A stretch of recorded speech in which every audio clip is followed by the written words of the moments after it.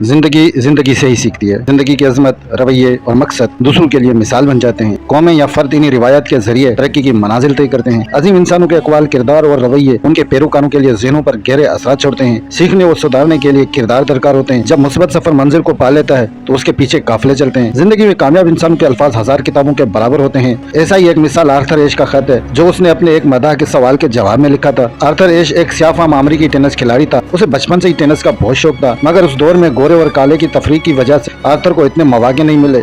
उस वक्त सियाफाम खिलाड़ियों की हैसियत कुछ ऐसी ही थी जैसे आज सिंध और बलूचिस्तान के खिलाड़ियों की कौमी क्रिकेट टीम में है। सियाफाम खिलाड़ियों के लिए अलहदा कोर्ट होते थे, मगर आर्थर ने अपनी मेहनत से जल्दी दुनिया में वो मकाम हासिल कर लिया। उससे 3 ग्रैंड स्लैम सिल्वर अवार्ड्स जीते, जिनमें ऑस्ट्रेलियन ओपन, यूएस ओपन और विंबलडन शामिल है। ये आलमी रिकॉर्ड आज भी आर्थर एश के नाम है। उसने नस्ल परस्ती के खिलाफ आवाज बुलंद की, बच्चों के लिए टेनिस अकेडमी, स्कूल, अस्पताल और कई फलाही काम किए। आज भी अमेरिका में आर्थर एश को एक बड़ा फलाही इदारा समझा जाता है। 1982 में उसे दिल की तकलीफ शुरू हुई, जिसके बाद बाईपास सर्जरी हुई। सर्जरी के बाद खून की मुंतकली के दौरान वो एड्स जैसे खतरनाक मर्ज का शिकार हो गया। काफी वक्त तक उसने अपनी बीमारी को छुपाए रखा, क्योंकि उस वक्त लोग एड्स के मरीजों को अजीब नजरों से देखते थे। 10 साल तक वो इस बीमारी से लड़ता रहा। आखिरकार 1993 में 46 साल की उम्र में वो इस दुनिया से रुखसत हो गया। उस दौरान हजारों मदाहों ने उसे खत लिखे, मगर उसने सिर्फ एक खत का जवाब दिया। उस मदाह ने पूछा, खुदा ने यह खतरनाक बीमारी आपको ही क्यों दी? आर्थर एश ने जो जवाब दिया उसने लाखों लोगों की सोच तब्दील कर दी। दुनिया में तकरीबन 5 करोड़ बच्चे टेनिस खेलना शुरू करते हैं। उनमें से सिर्फ 50 लाख बाकायदा टेनिस खेल पाते हैं। उनमें से सिर्फ 50,000 सर्किट में आते हैं। उसमें से सिर्फ 50 खिलाड़ी विंबलडन तक पहुंचते हैं। उनमें से 4 सेमीफाइनल, 2 फाइनल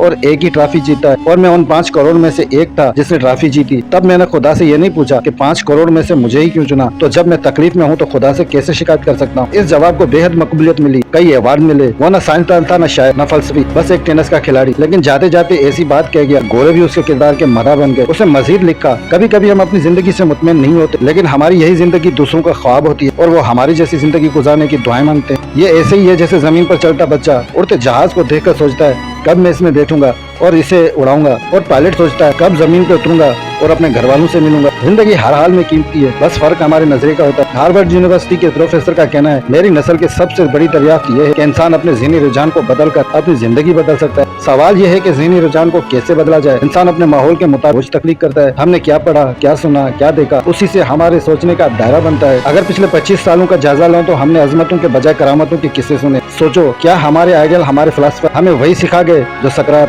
अफलातून, अरस्तु, डिकार्ट सिखा गए थे? हमने तो बस सीखा कि दौलत की दौड़ में हर नाजायज काम को जायज कैसे बनाया जाए। याद रखो, अगर दौलत ही खुशियों की जमानत होती तो सब अमीर सड़कों पर नाच रहे होते। अगर ताकत तहफ़्फ़ुज़ की जमानत हो तो अमीरों को गार्ड रखने की जरूरत न पड़ती। तुम अमीर नहीं हो कोई बात नहीं, तुम हसीन नहीं हो कोई बात नहीं। किरदार और कामयाबी का ताल्लुक तुम्हारे अमल से होता है। अगर खूबसूरती कामयाबी की अलामत होती तो दुनिया में कामयाब शादियां सिर्फ सेलिब्रिटीज की होती। समाजी इनकलाब से पहले ज़हनी इनकलाब जरूरी है, और ज़हनी इनकलाब के लिए ऐसे किरदार दरकार जिनकी तहरीक जंग आलूद ज़हनों को जला बख्श कर मंजर को वाज़ेह कर और इंसानी सोच में ऐसे नजरियाती माहौल पैदा कर जो आने वाली नस्लों के लिए तारीख लिख जाए।